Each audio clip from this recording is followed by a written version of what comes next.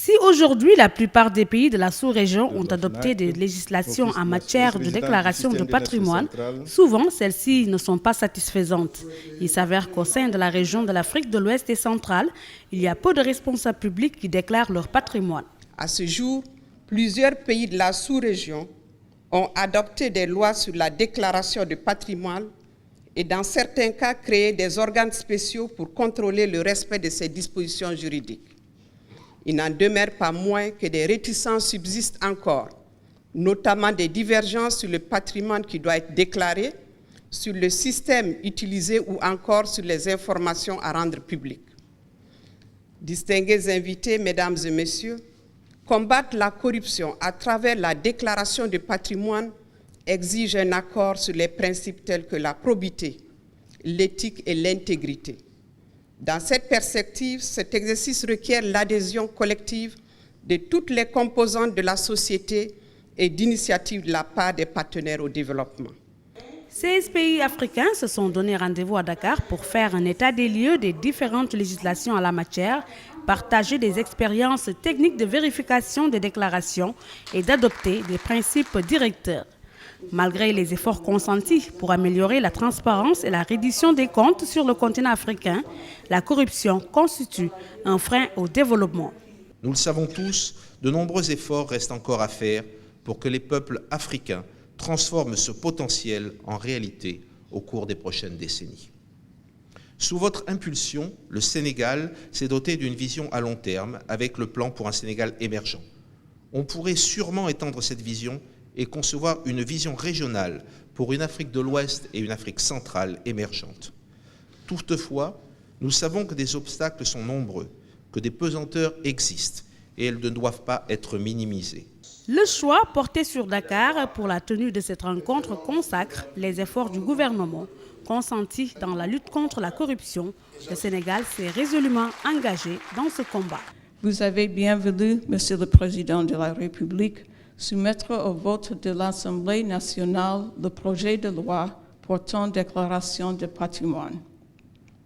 Je voudrais saisir cette occasion pour vous féliciter pour cette initiative remarquable qui aura sans doute un impact positif sur la promotion de la transparence au Sénégal. Je vous félicite également, Monsieur le Président de la République, d'avoir institué l'Office national anticorruption pour recueillir ces dites déclarations. La corruption est un phénomène universel qui exacerbe les inégalités et l'injustice sociale en même temps qu'elle menace les institutions démocratiques. Monsieur le Président de la République, vous l'avez très tôt compris, les efforts de développement ne porteront leurs fruits qu'à condition d'être assortis d'un engagement sans réserve à lutter contre la fraude, la corruption et les abus de toutes sortes. Au demeurant, en inscrivant la lutte contre la corruption au cœur de vos priorités, vous prenez toute la mesure des enjeux liés à la transparence et à la redevabilité dans la gestion des affaires publiques, répondant en même temps à une forte demande sociale. Au Sénégal, des actions multiformes ont été engagées par le gouvernement pour placer le pays dans la trajectoire d'une gouvernance vertueuse avec l'adoption de la loi sur la déclaration de patrimoine et dans le renforcement du dispositif institutionnel de lutte contre la corruption, de contrôle et de régulation. La corruption ruine nos efforts de développement et fragilise nos institutions démocratiques. Il est donc impératif que des garde-fous soient érigés, que l'exercice du pouvoir public soit accompagné par la mise en place de règles de transparence et de codes de conduite auxquels les agents publics devront se soumettre. L'efficience de la déclaration de patrimoine reste largement tributaire d'un ensemble de mesures constitutives de ce qui est communément appelé le système national d'intégrité. Système national d'intégrité dont la finalité est de moraliser constamment la vie publique. Vous l'avez dit avec beaucoup de pertinence, mesdames et messieurs les orateurs qui m'ont précédé. Et vous conviendrez avec moi que la lutte contre la corruption est un combat qui n'est pas facile. Il s'agit avant tout de lutter contre soi-même, face aux tentations. Il s'agit également de lutter contre des groupes organisés, puissants, disposant de ressources énormes et d'influence à tous les niveaux.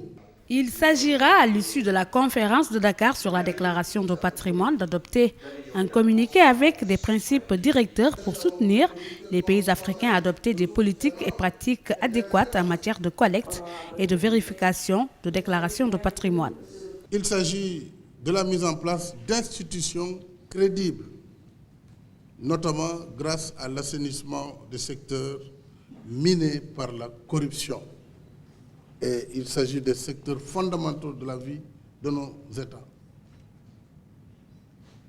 Je ne vais pas en citer puisque nous les connaissons tous, mais c'est un combat très sérieux qu'il faut prendre avec beaucoup de lucidité, mais aussi avec beaucoup de responsabilité. Vous avez dit tantôt que la déclaration de patrimoine en elle-même mérite toute votre attention.